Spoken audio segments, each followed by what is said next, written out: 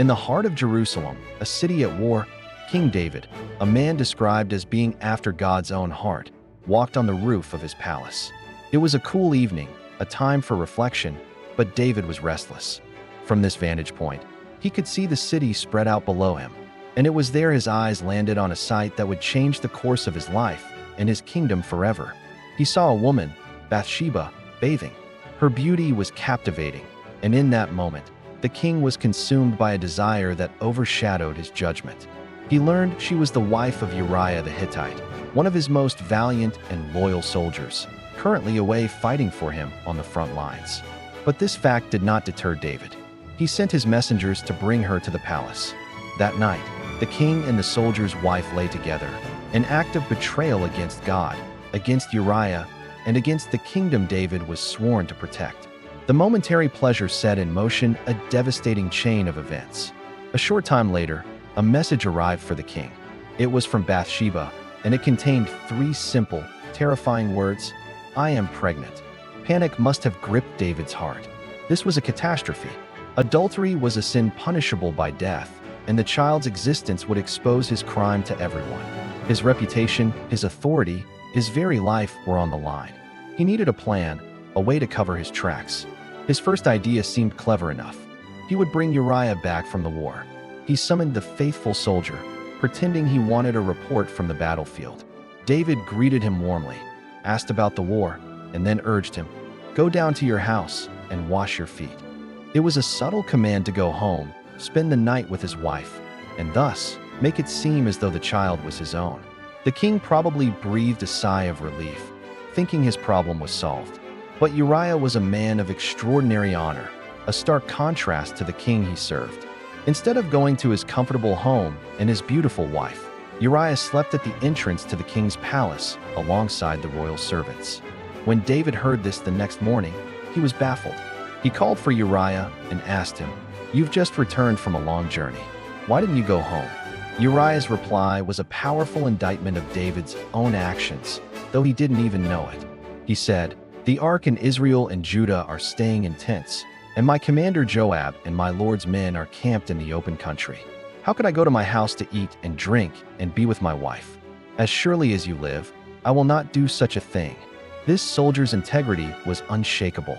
He refused to enjoy personal comfort while his brothers in arms endured the hardships of war. His loyalty only highlighted the depth of David's disloyalty. David's frustration grew. His clever plan had failed because of his soldiers' righteousness. So he tried again. That evening, he invited Uriah to eat and drink with him. He deliberately got him drunk, hoping that in a drunken state, Uriah would stumble home to Bathsheba.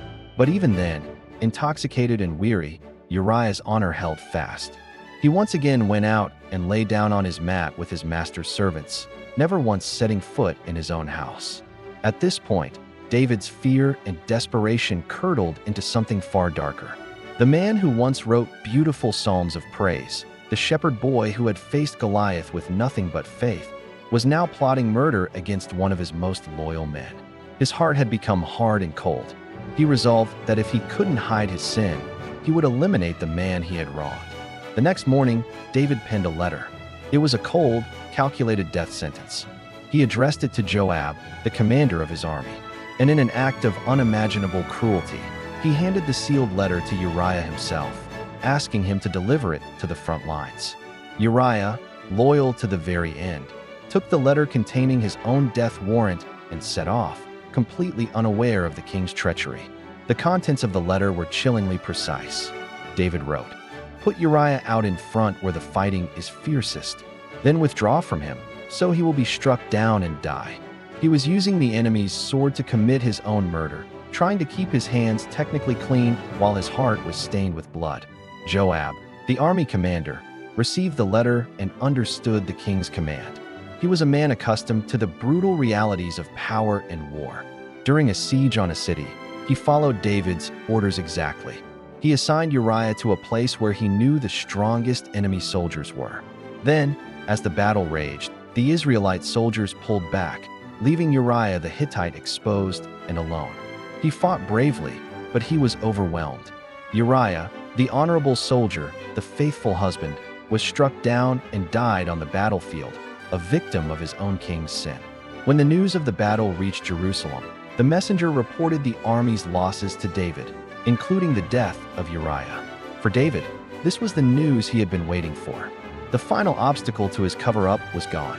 He put on a show of mourning, sending a message back to his commander Joab not to be too concerned about the losses, as the sword devours one as well as another. He treated the murder of a hero as a mere casualty of war. After the customary period of mourning for her husband had passed, David sent for Bathsheba and brought her into his palace. He made her his wife, and in time, she gave birth to a son. From the outside, it might have seemed like the king had successfully managed a difficult situation. He had the woman he desired. The child's legitimacy was no longer in question, and the secret seemed to be safe. David had gotten away with it, or so he thought.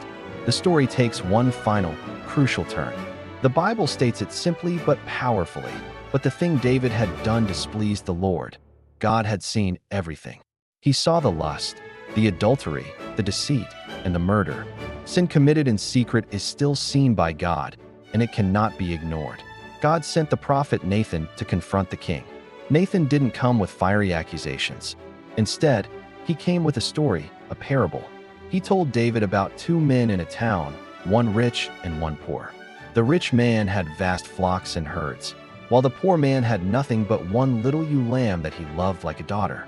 A traveler came to the rich man, but instead of taking one of his own many sheep to prepare a meal, he took the poor man's single, beloved lamb and killed it for his guest. Hearing this story, David's sense of justice was ignited. He was furious. He declared, "As surely as the Lord lives, the man who did this must die. He must pay for that lamb 4 times over, because he did such a thing and had no pity." David, the king, had just pronounced judgment. And then Nathan delivered the blow. He looked David in the eye and said, "You are the man." Suddenly, the story wasn't about a rich man and a poor man anymore. It was about David.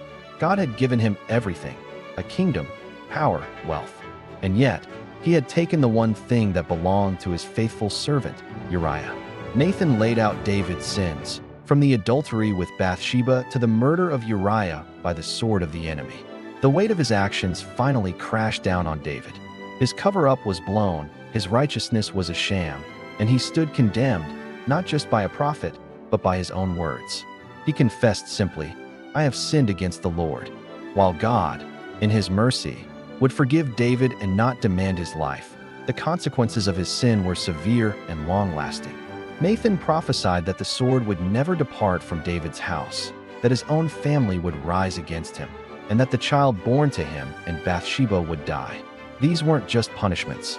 They were the natural, tragic fallout of his choices. The story of David and Bathsheba is a powerful and timeless reminder that no one, not even a king, is above God's law. It shows us the destructive path of unchecked desire, the darkness of deceit, and the painful, inescapable consequences of sin.